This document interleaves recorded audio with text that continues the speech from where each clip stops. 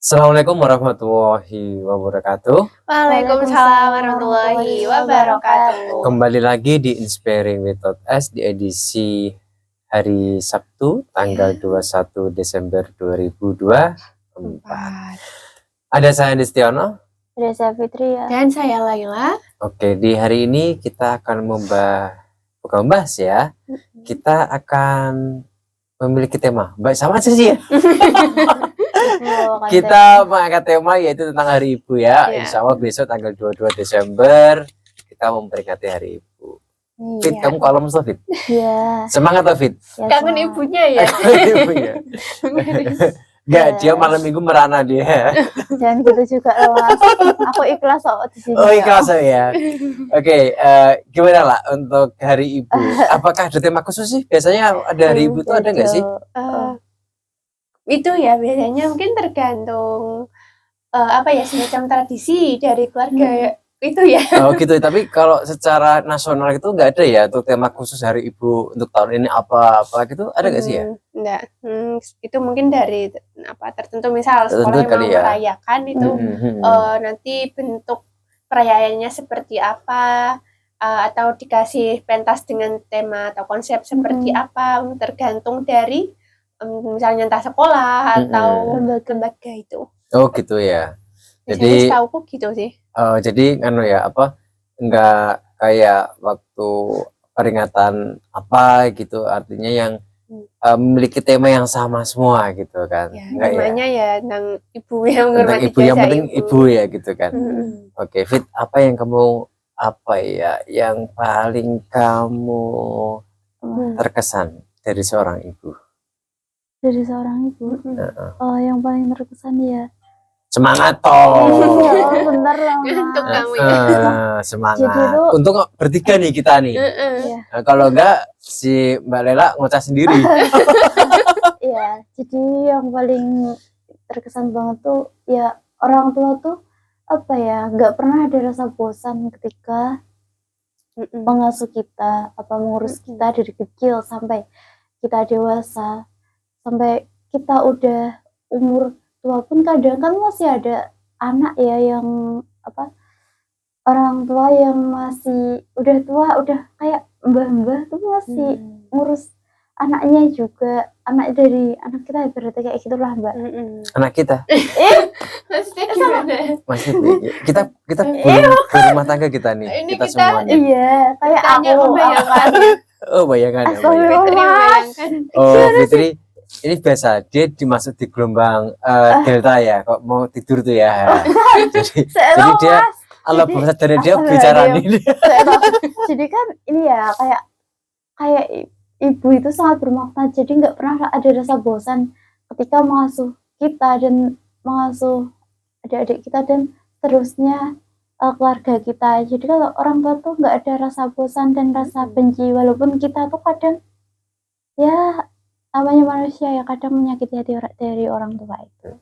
Apalagi aku bayangin anak kok Fitri gimana gitu ya. Itu luar biasa ibunya tuh makanya tuh.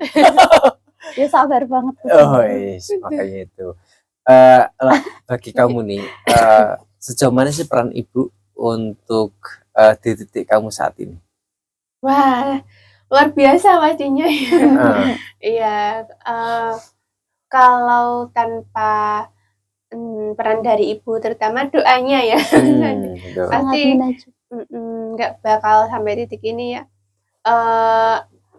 Pasti apa ya, banyak lah yang hal-hal yang sekiranya kok aku sendiri misalnya ya, itu nggak nyangka kok bisa ya melalui ini.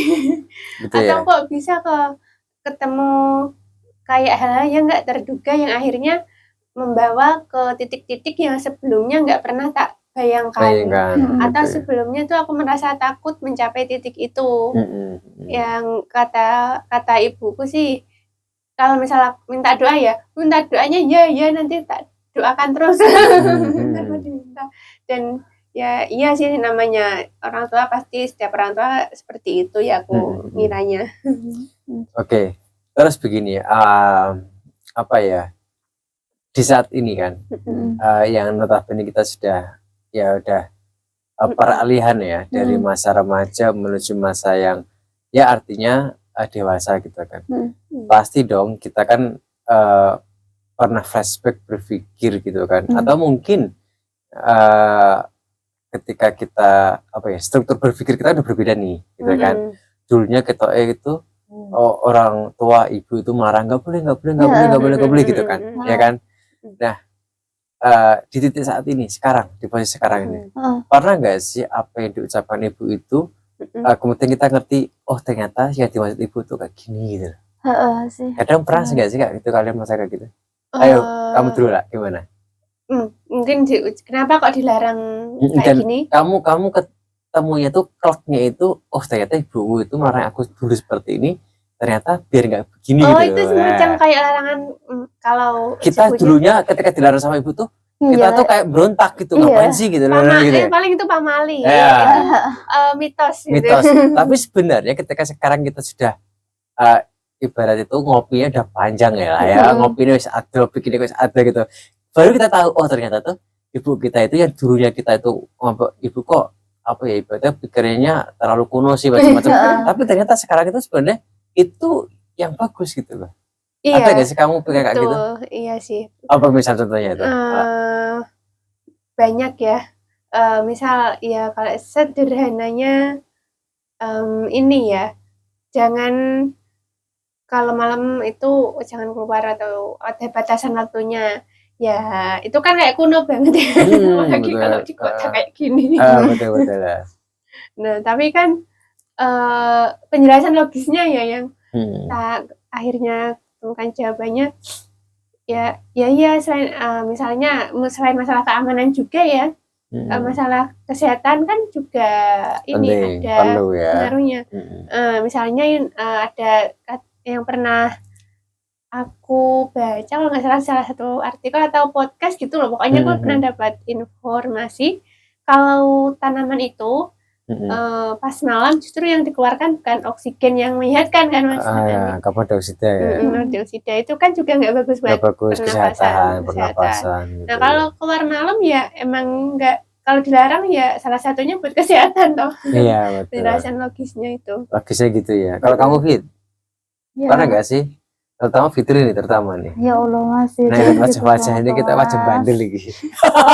Ya cuma juga lah ya apa ya, yuk baru ngerasain itu sekarang ya. Berarti kan hikmahnya tuh kalau apa nggak boleh kayak keluar di atas ya, pokoknya habis maghrib ke atas lah, habis isya tuh hikmahnya ada banget kalau sekarang. Sandi Allah itu ya.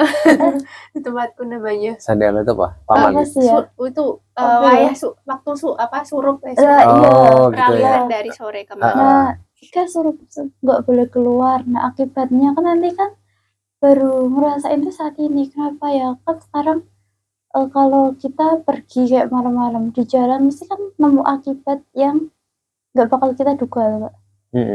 Nanti bakal kena apa kayak gitu kan sekarang. Tapi sekarang tanpa dilarang pun kita udah ngerti gitu loh, imbasnya gimana gitu. Dan itu pun juga apa ya, mungkin edukasi ketika kita di dalam keluarga, di dalam rumah itu kan mungkin sangat berpengaruh ketika kehidupan kita selanjutnya. Misalnya gini, aku punya teman nih, dulunya memang dia tuh dari rumah tuh emang jam 8, jam 9 tuh ya harus di rumah gitu loh. Artinya kan kehidupan dia kok malam di rumah gitu kan. Ketika dia harus kuliah di luar kota jauh sama orang tua, itu pun juga akhirnya membantu dia terpola. Artinya pun ketika di kos ya malam tuh ya gak mau kemana-mana gitu. Nah itu kan. Nah terkadang susahnya adalah ketika lingkungan yang itu beda frekuensi kan, harus buat tugas macam-macam lah. Tapi alhamdulillah sih kadang ketika pola-pola kayak gitu tuh kehadiran nurani bicara.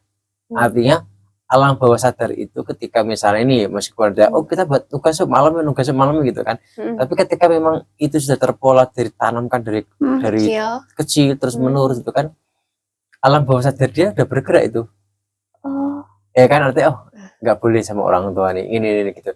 Jadi bayangan-bayangan yang terbentuk yang udah lama itu akan otomatis akan ngerem kehidupannya dia. Menurut Mas Andi itu gimana positif negatifnya?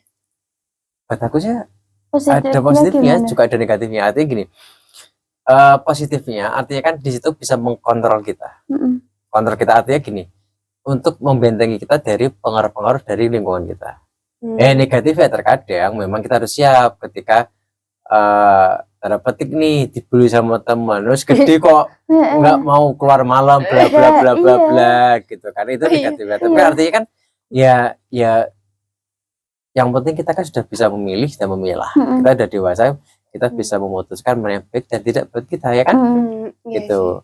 Kalau tugas kan saya kira bisa dikompromikan sih. sih. Mm. Oh, Gitu. iya, iya, Menurut iya. aku loh ya, kompromikan, apalagi zaman sekarang kan artinya kan tidak harus offline. Bisa Nah, juga bisa online. online gitu kan bisa. Yang penting kan sama-sama ngajak tugas nih, bagian-bagian mana yang artinya Heeh. kamu buat apa, aku buat apa gitu Iya. kan. Yang penting kan Bener. hak dan kewajiban kita sama-sama seimbang. Iya betul. Gitu. Ini ada kontribusi ya. Yang penting kita udah ada kontribusi gitu. Oke, Pak Produser, ada bergabung bersama kita? Oke. Makasih yang udah lewat-lewat. Makasih sudah lewat ya. Ini tumben malam Mbak. Malam Siang hari ini, minggu. malam minggu siang ini Oh, siang. belum hujan ya? Ya belum. Maksudnya Kak. siang sama malam ini belum hujan. Ya alhamdulillah jangan hujan. Biasanya dingin-dingin gitu. Iya betul. Ini lumayan. Mas tadi kan udah nanyain kita toh. Lah gimana kalau Mas Sandi?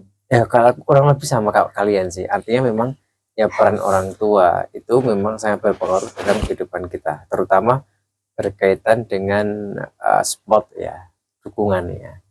Orang tua kan artinya bukan hanya dukungan moral, material kan, itu kan juga pasti ada gitu kan. Mm-mm. Dan ya the best lah, kasih sayang orang tua ibu itu nggak ada bandingannya, Iya nggak ada bandingannya. betul. Dibandingkan makhluk yang lain, kalau sama Allah ya beda lagi lah ya. Iya, Iya. beda Tapi dong. dengan makhluk yang lain itu nggak ada bandingan. Mas Andi, aku juga mau tanya nih. Biasanya kan ini ya ada perbedaan pendapat antara anak sama orang tua, misalnya ya, terutama dalam konteks ini ibu gitu ya. Nah, itu bagaimana agar perbedaan pendapat itu apa ya tidak memicu perselisihan berkepanjangan, terus bisa ketemu titik tengahnya kan, karena gini, mungkin orang tua pastinya ya sebetulnya pengen yang terbaik buat anaknya ya pastinya. Nah tapi kan yang diri anak sendiri itu juga yang tahu terbaik untuk dia, maksudnya dengan pengetahuannya yang baru, terus pengenalan ke dirinya sendiri. Nah tapi kadang ini ya ada orang tua yang kayak Pendirian. merasa kenal anaknya. Itu gimana nyikapinya? Kompromi sih, kompromi. Aku kayak gitu dulu sering sama orang tua, karena artinya gini, pola didik, kemudian ya terutama pola didik ya, pola didik orang tua kita waktu itu yang sebagai anak ya, orang tua kita sebagai anak ya waktu itu ya. Jadi kan gini, orang mendidik itu berdasarkan experience, pengalaman dia, ya kan. Bagaimana orang tua kita itu mendidik kita ya seperti yang dicontohkan mbahnya kita mendidik orang tua kita. Ya enggak sih? Iya. Kan juga sama seperti kita sebenarnya. Kita misalnya kita punya anak ini, apa yang kita lakukan pola asuh ke anak kita, pasti kan juga ada experience kita yang dulu dari orang tua kita. Iya. Kan pasti ada itu. Pasti ada. Pasti ada ya kan. Nah, biasanya sih ketika kayak gitu saya mengkompromikan. Artinya kan ya ada yang harus mengalah gitu kan.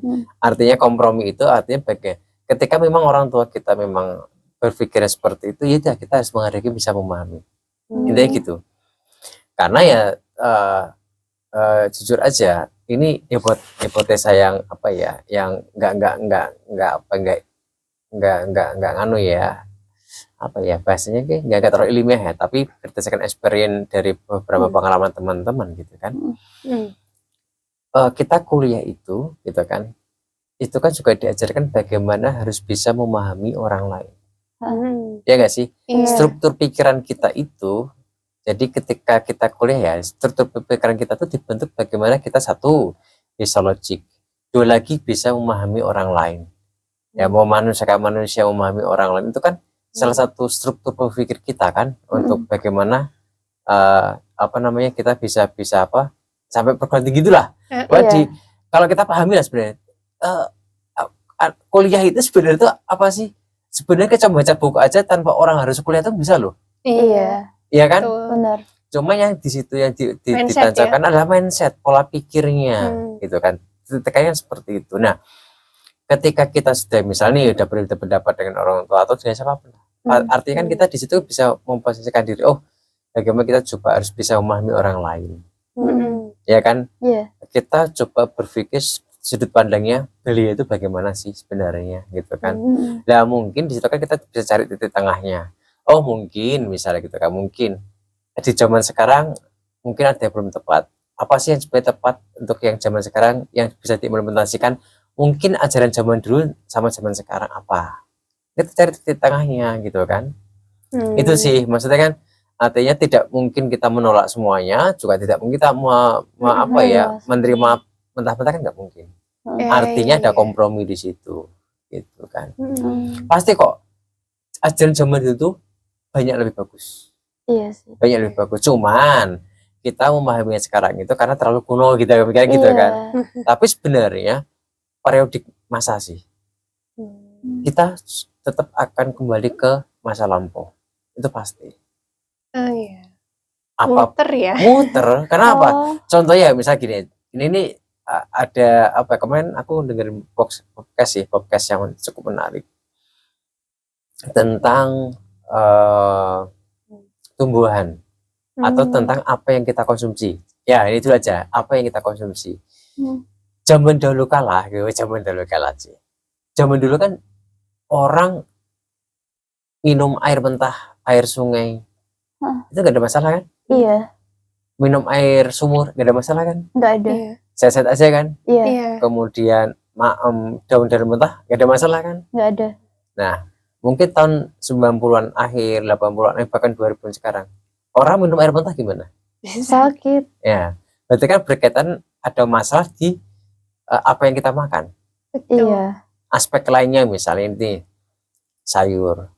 Dulu tahun 90 2000-an kan rame-rame itu tektisida. Kimia kan itu kan? Iya. Tumbuhan dikasih tektisida anti hama gitu kan. Bahasanya kan biar gak kena hama kan bahasanya kan itu kan. Nah, sekarang muncul lagi tahun-tahun inilah 3 tahun ini yaitu makanan tumbuhan organik. Oh, padahal itu udah ada sebelumnya. Jauh-jauh sebelumnya kan tahun-tahun dulu kan seperti itu. Terus Iya. ngapain ada Nah, gitu kan. Udah ada lah. Padahal sekarang kalau berbau organik itu mahal banget loh. Iya. Iya kan? Nah, artinya zaman sekarang itu meskipun modernisasi teknologi macam-macam bla bla, kita sebenarnya rindu masa-masa lalu gitu loh. Iya kan? Iya. Artinya pola-pola yang ideal itu ya mungkin ada masa lalu itu ideal untuk sekarang gitu loh. Nah, mungkin juga bisa kita runut juga dengan tadi itu ketika kita bicara ibu, orang tua, pendidikan, kompromi bagaimana sih kita bisa mengkompromikan dengan orang tua kita. Ya disitulah ada hal-hal yang mungkin tetap bisa kita kompromikan. Tidak semua jelek kok yang masa lalu itu. Betul. Itu. Dan ini ya masa lalu juga aku pernah dengar kalau dulu itu ya peradaban udah maju juga, buktinya ada. Iya, ada betul. Candi yang semoga itu bakal Borobudur, terus di mana Padang udah ada piramida itu bahkan. Terus banyaklah peninggalan sejarah yang itu membuktikan peradaban dulu tuh nggak sekuno atau kayak yang digambarkan di film-film kolosal yang rumit banget gitu. Nah gitu kan ya, artinya kan memang ya itulah artinya tetap kita itu tidak mungkin akan menghilangkan pemikiran atau mau menghilangkan budaya yang lalu, nggak mungkin itu, nggak mungkin. Tetap Gitu. Dan ketika kembali lagi ya kita bicara tentang ibu, ketika kita bicara Islam ya, itu kan yang paling diutamakan kan ibu. Iya. Iya kan? Iya. Nah, artinya apa sih dimakna di balik itu semua? Berarti kan memang seringkali kan kita dengar telapak kaki surga di telapak kaki ibu gitu kan? Iya. rata-rata semua pakai ibu semua Iya, bahasanya. Ada nggak bapak kota? enggak Nah, aku ada. tadi kepikiran itu. Adanya ibu kota, adanya, iya, gitu ibu kan? kota. Bupati nggak ada Pak Pati. Iya ya. Makanya. Adanya ibu ya. Heeh. Bupati. Kemudian nggak ada bapak negara, itu ibu negara. Iya, Iya, betul. Dan adanya juga ibu pertiwi. Oh, iya. Tanah air kan terlalu diasosiasikan dengan ibu pertiwi juga. Iya. Artinya kan memang ya itu bukan istilah ya. Asosiasi ibu itu ya sangat dalam. Ada makna di balik semuanya itu yang sangat dalam gitu. Yang ini yang mungkin kita belum pernah berpikir apa sih sebenarnya di balik itu semua. Allah Iya. apa namanya? Mengutamakan ibu, kemudian banyak apa ya, semacam bukan tempat ya, apa ya, istilah juga bukan ya, apa ya, penempaan posisi ya, bahasa ibu itu lebih dalam gitu loh ya, itu kan, Iya, ibu itu Dalam. lebih dalam kan, lebih universal banget, kemudian lebih dalam dan lebih ini cenderung banyak gitu kan. Iya, lebih banyak Itu. kata ibu. Intinya kayak mengandung makna yang dalam dan luas. Dalam dan luas. Nah, Itu. ya, luar biasa. Oke. Kita minggu ini apa aja? Banyak sekali ya. Kalau Banyak dihitung dari Kita dari hari ini dulu yang terdekat Tadi dulu. pagi Mas. tadi pagi ini kita ada tamu dari YBM ya, YBM PLN ya. Itu bina amalnya PLN. Kemudian ada dari Unimus juga ya, Fakultas Kedokteran Umum Universitas Muhammadiyah Semarang. Tadi diskusi dengan kita, juga ada tugas dari mereka, ada 10 orang tadi ya. Ya, sempat wawancara nih radio juga. Tadi sini juga ya? Iya. Oh iya, ini Mas Adi juga beberapa waktu lalu sama yang lain ke Taman Ismail Marzuki ya. Oh iya. Itu minggu lalu kita ke Taman Ismail Marzuki, kita ada PBB Indonesia. Kemudian kita juga ada nonton bareng lah ya di sana ya. Itu. Terus apa lagi? Kita banyak sih kegiatan kita ya. Sampai lupa. Sampai lupa kita ya. Itu kan masih yang modul itu. Oh iya. Mas. Kita persiapan juga untuk tadarus nasional ya kita ya. Untuk ini udah mulai di-share udah mau di-share-nya ya. Bagi teman-teman yang mau ikut serta silakan bisa daftar ya, silakan daftar di yang udah kita share kemana-mana nih. Mungkin sampai sana bisa, kalau belum dapat informasinya bisa mulai cari. Bisa mungkin chat juga, bisa komen gitu kan, kemana nanti akan kita arahkan gitu. Gitu ya. Diarahkan.